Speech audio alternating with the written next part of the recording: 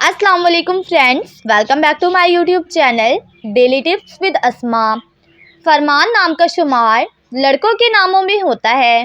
फरमान एक इस्लामी नाम है। फरमान नाम की इब्तदाई तारीख अरबी ज़ुबान से निकलती है। फरमान नाम के लड़कों के लिए खुशकिस्मत नंबर 2 माना जाता है।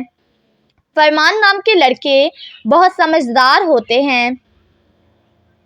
फरमान नाम के लड़कों के लिए खुशकिस्मत दिनों में जुम्मा और हफ्ते का दिन शामिल है। फरमान नाम का मतलब है हाकिम, हिक्मरान।